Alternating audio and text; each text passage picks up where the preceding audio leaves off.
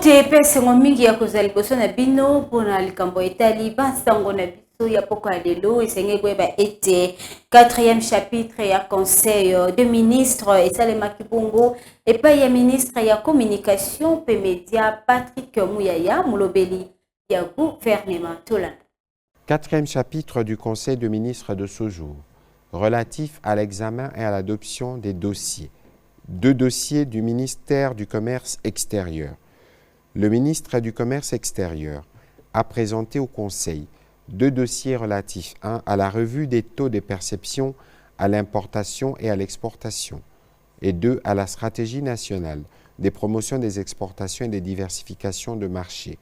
Il se rapporte aux décisions prises par le gouvernement au cours de sa 61e réunion du Conseil de ministres du 8 juillet 2022. Le premier dossier a trait à la suppression et au rabattement des taux de certains prélèvements, identifiés comme étant arbitraires et ou excessifs à l'importation et à l'exportation.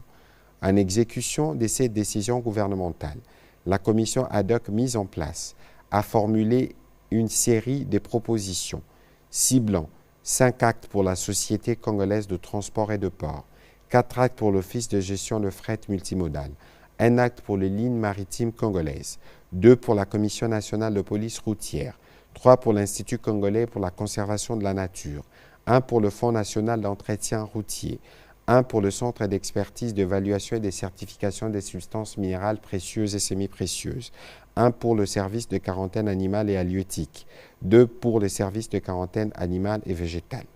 Le ministre du Commerce extérieur a précisé que ces indications de rabattement et ou de suppression de 20 taxes tiennent compte des équilibres financiers nécessaires et des... Lisusu esekebweba ete Dr Etienne Tshisekedi wa Mulumba autaki bongo kokokisa 6 ans depuis akufa kasi mokolo ya le 7 février 2023 nde ezalaki bongo ba parti politique ebele na miso ya bakambi ya mboka pe ba parti idopes bayebaki bongo kokutana kuna na nsele pona bongo kopesa lisusu lokumu na ye na mozole.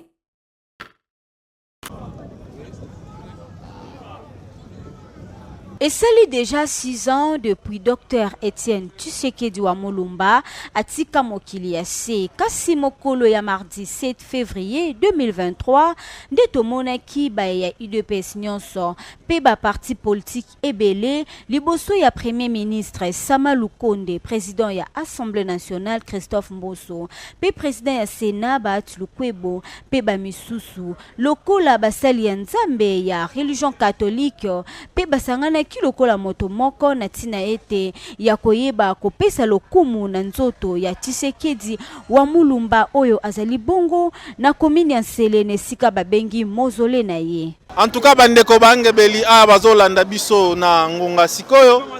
tozali a bongo na Nsele esika bakunda befe baoba na biso Tshisekedi Mulumba Etienne toyeko kundola bongo 6e anniversaire na ye aliwa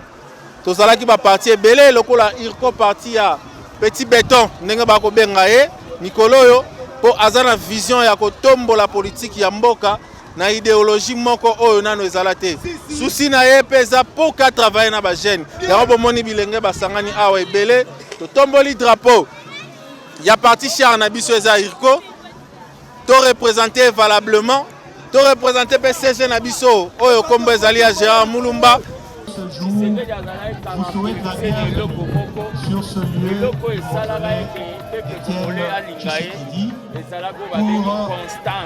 la cérémonie de commémoration du 6e anniversaire du décès du sacrifié, comme on aime bien l'appeler.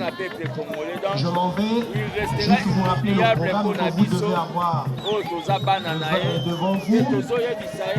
Nous allons maintenant à midi commencer la célébration eucharistique après les arrivées des accueilleurs. Yakusimba ezali ete cérémonie oyo elingaki ezala mokolo ya le 1er février jour oyo Etienne Tshisekedi Tshisekedi akufaki. Kasi lokola mboka RDC eyambaki visite ya Pape François na yango repusaki yango na mokolo ya le 7 février kuna na nsele esika nzoto ya Etienne Tshisekedi wa Mulumba ezalaki.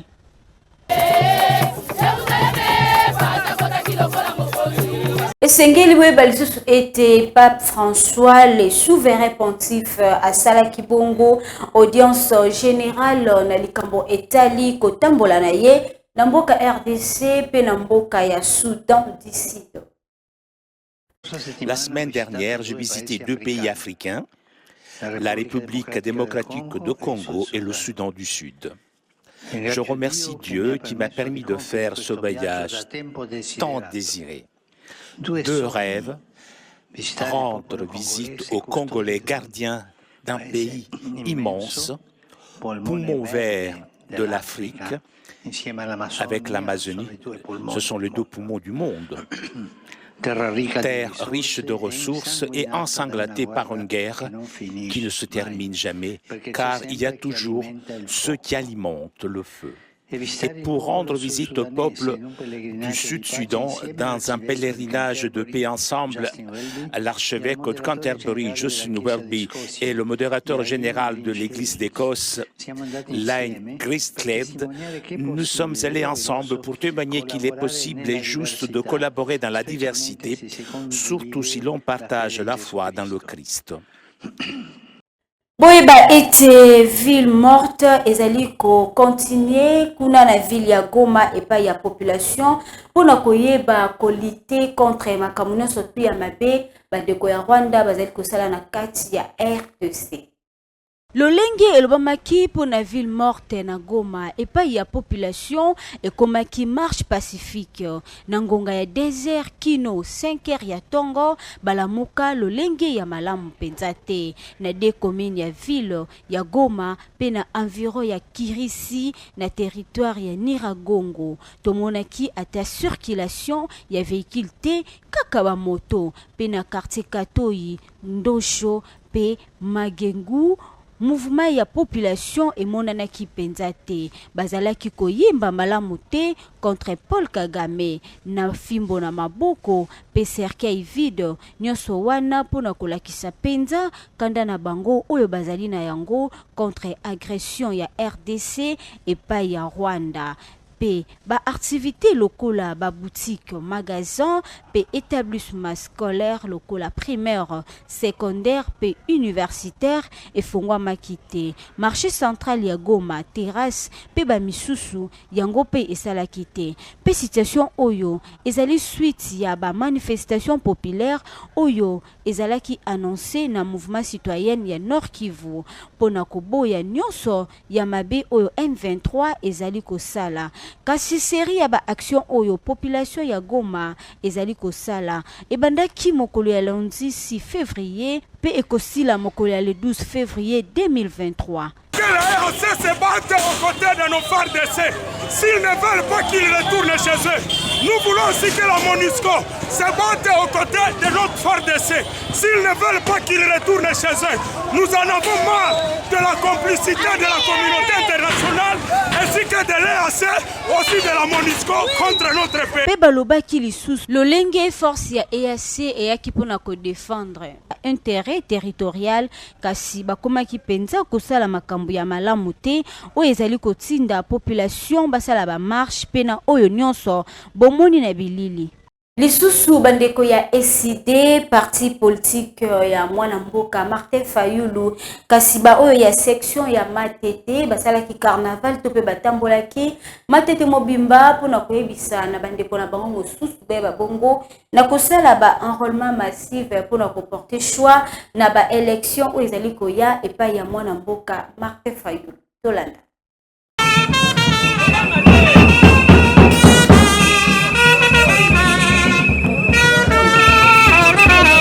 bandeko ya section eside matete parti cher ya mwana mboka Martin Fayulu na ngambo na bango basalaki carnaval to pe batambolaki penza mingi na commune ya Matete Mobimba pona ko sensibiliser bandeko mosusu basala ba enrôlement ebele pona bayeba ko sala choix ya malamu na ba maponami oyo ezali koya na 2023 kasi tomona kina kati ya parti oyo majorité bazalaki ba jeune pe balobi lisusu ba congolais bayeba na kopesa chance ya mbala sima epai ya président Martin Fayulu po bazala de cité. Bon, lelo toza na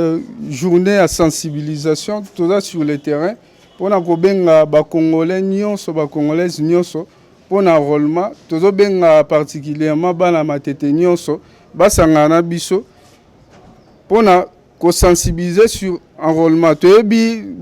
na mboka na biso to na 2023 to train eza vers ba élection to kende déjà ko sala ba élection yango wana ezosenga apport ya mutu nyonso akende kozwa carte d'électeur ce totali situation mboka ningi ezo fonctionner nde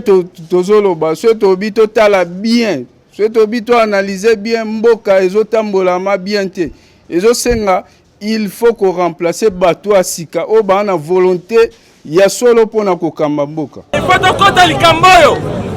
likambo ya changement ya mboka na biso. Boyo ndeko oza na pouvoir, oza na makasi ya komema changement na mboka oyo esengana yo okende kosavole oza na carte d'électeur. Soki ozali na carte d'électeur et ko permettre yo ndeko okende o décider o participer lokola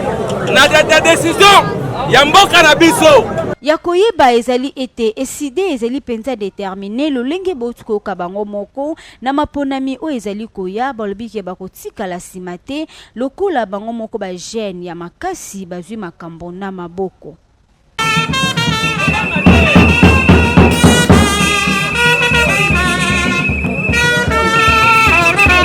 Mira Beleko oyo azali fondatrice ya Orphelina Muzuri yepe na motema molamu na ye ebaki bongo kotala bandeko ya ONG Inoyaf pona kosunga pe lisusu orphelin oyo bazali na kati ya ONG total. Population ya commune Limete esepelaki komona lolenge fondation Moyo Muzuri ebaki bongo kokita na orphelina o babengi Inoaf epai wapi Madame la fondatrice Mira Beloko ebaki bongo ko soutenir bana oyo bazali accompagné na kati ya fondation oyo borfelin bazali bongo na posa ya soutien ya population nde motema malamu ya mama Mira Beloko ayebaki bongo elongo na fondation na Moyo Muzuri ko kita souterrain pona ko soutenir bana oyo mai ezalaki ba jupe biloko ya kolia. Madame Mira Beloko o azali fondatrice ya ONG oyo ayebaki bongo ko beta mbela pona ko pesa tina nini ayebaki ko kita na terrain pona ko soutenir ba orphelin. Devant vous pour vous lancer un appel pour ces enfants. On souhaiterait que vous puissiez soutenir cette œuvre et ces enfants qui ont besoin de votre aide. Et voilà, chaque mois, la fondation aide ces enfants avec un peu de nourriture, de jus, du riz. Et on souhaiterait avoir des partenaires qui vous font bien aider chaque mois à envoyer de l'argent ou bien envoyer de la nourriture pour aider les enfants. Donc si ça vous touche le cœur, n'hésitez pas de nous contacter sur notre page Facebook, sur Instagram, de Fondation Moyo Muzuri, où vous pourrez trouver tous nos contacts, les numéros de téléphone et autres pour pouvoir soutenir cette mission. Nous tenons à vous remercier d'avance pour votre aide. Merci. Ndina boye tokoyebisa na population motema malamu boye esengeli ko soutenir ye ya solo tokomi vraiment la suka ya basango na biso ya pokwa lelo epesa makepa ya Beniti ya Banza. Merci na bandeko ya technique botika la malamu biso na binotani mokolo ezali koya.